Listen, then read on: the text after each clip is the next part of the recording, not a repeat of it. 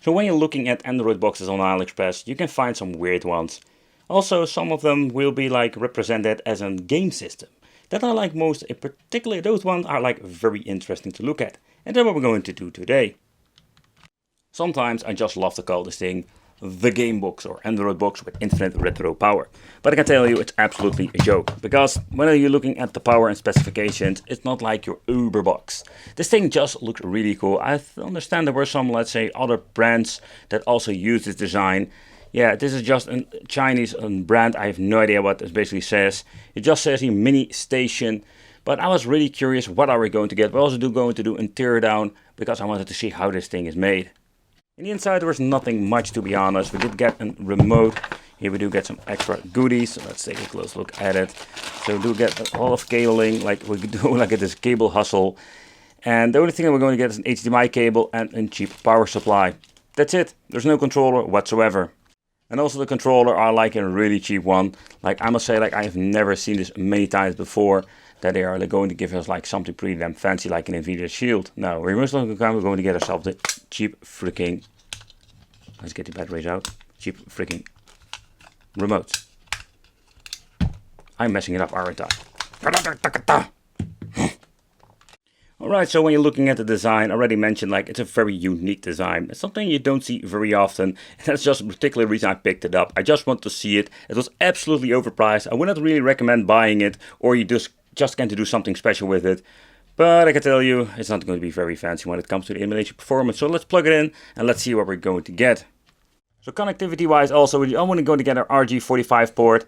We do get HDMI and one freaking single USB port. So yeah, that's a little bit of a bummer, because we need to use a USB hub and of course the input for the power supply. At the bottom what it says is basically what we're going to need. We're going to need a 3 amp 5 volt, and it is called the G66. When powering on, I must say the lighter feature of this thing looks really epic.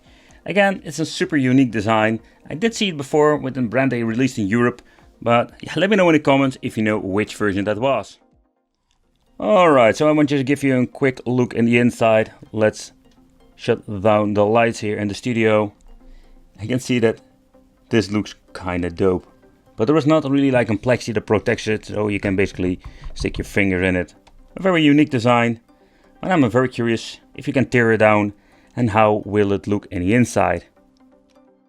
Alright guys, so let's take a close look at the main menu. When booting up, after let's say 2 minutes or so, you're going to get this menu. It looks kind of stylish, but take consideration all the game pictures, it has nothing to do with the box. Because in the end, when you click on something, it goes into the online mode. So I'm guessing you're streaming everything. Kind of weird, didn't work for me. So if you're not living in China, it's highly possible this box doesn't even work for you. But there are some options. For example, you can add some shortcuts, and with shortcuts you can add like new emulators. So there is a way to install emulators. I'll give you a great example. When you're booting up like this app over here, nothing works.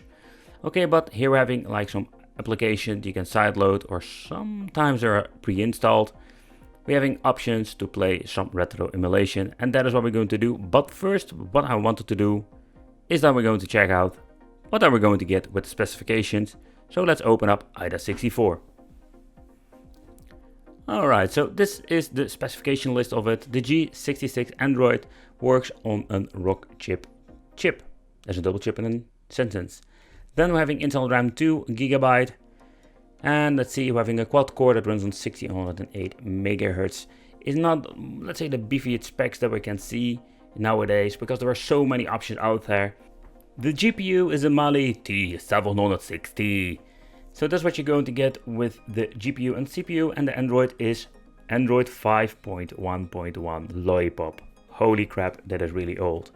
So that means when it comes to emulation, what can we do? So let's test some games out.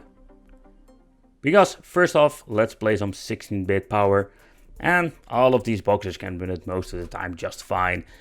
Just wanted to show you, but in the end, when you want to play some high-end stuff, there is going to get really interesting. But it depends of course how you want to play. If you can still install some RetroArch and install all of the cores with all the 8-bit and 16-bit games, you have a lot of options when it comes to the old stuff. I installed some separate emulators, and I was lucky that I found one that started to work, because I have a lot of issues installing applications in general, or they install and they're not booting up. So in my opinion, that is one of the first nightmares that I realized getting with the system. Okay, let's continue with some other systems like the N64. The N64 will be like a mixed bag depending on what kind of emulator you're using, and most important, what kind of game you're playing. So the first generation games will run just fine. I must say that depends what kind of emulator you're using, you will see like a significant boost in performance. I did mess around with it, but I couldn't get every single N64 emulator working on this piece of hardware. And again, that is just a big issue what I noticed with this Android weird Chinese edition. So I was curious about PlayStation 1. So at first with this game I wanted to try it out on normal resolution and noticed that this machine itself is powerful enough to run PlayStation 1. Not really special, because now with the Super Consoles and all the stuff that is getting launched, there are so many ways you can play it. But let's push it a little bit further with 2 times the resolution. And what you're going to get, that everything looks way smoother. And I also noticed that this box doesn't have any issues playing the system. It did dip sometimes one single frame, but that is in my opinion not really an issue. I was surprised to see that this device and this really old piece of hardware can run PlayStation 1 of 2 times the internal resolution with this game. So next up, let's try another PlayStation 1 game with this 2 times the resolution, and let's see how we go to get with performance.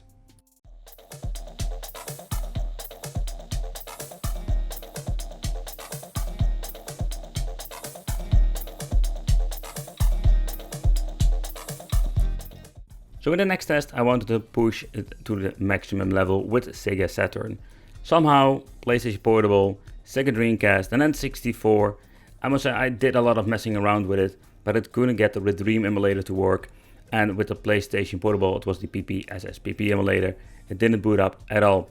But I could get the Sega Saturn to work, and it isn't great, let's say in benchmark. But don't get me wrong, it's like this is just a great direction to see what this machine is capable of. I was surprised to see what kind of results you're getting with the Sega Saturn, but it is not perfect and full 60 FPS experience. We just need more power to run Sega Saturn, PlayStation Portable and the high-end stuff. And even if you're looking at the PlayStation 2, but also the GameCube, you need to have like a very high powerful device. Let's say a mini PC, forget it running full speed.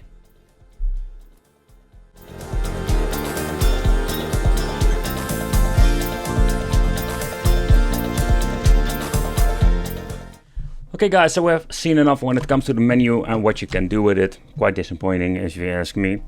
But let's remove the rubbery feet. There are 4 screws over here. Maybe we can lift it out. I just wanted to show you what you're going to get in the inside. Let's get the right screwdriver. Nope, not here. Ah, there it is. And let's see if we can just pop it out.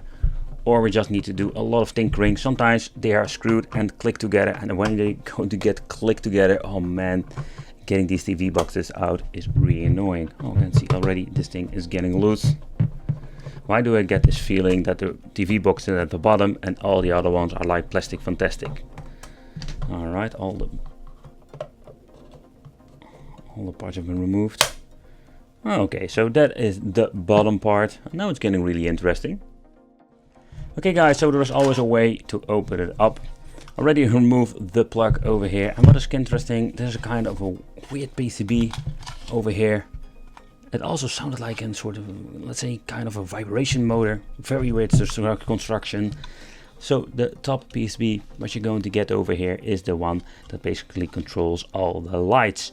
It's a very interesting one, so the LEDs will be over here and will shine through the lights. That's the reason it will shine up. And it is a very interesting thing. When you're looking at an engineering perspective, is that what I like about it? I was right, but beside that point is like the bottom here we're going to find the PCB. That is basically the Android box, but they created some extra cooling for it. And the reason what they did is like here you can see like the metal is not only for the weight, of course, because it's also connected to the chips on the PCB and will transfer the heat to the side. So construction wise I do like it. It's not like an old plastic fantastic, but they actually did something with the shape and give it some better cooling. But this is what you're going to get in the inside, and can do, let's say, a big teardown and rip this piece of plastic off the PCB. But in the end, we already know what kind of specifications we're going to get with this box. And I think that would not be worth it, like ripping it apart. And it's highly possible I will destroy this device. It wouldn't be the first time if I'm doing a teardown and I mess something up. So I'm just going to leave it with this. This is a great example that I just sacrificed my own money to buy these things just to show you here on the channel, so you don't have to do this. Because this thing is absolutely, like, when I say it's garbage, that's a very negative word, but it had a lot of potential, but when you're looking at some things, yeah, it's lacking of a lot of power and other things. Nevertheless, I want to thank you for watching, consider subscribing, hit that little bell, it would be great to see you in the next video.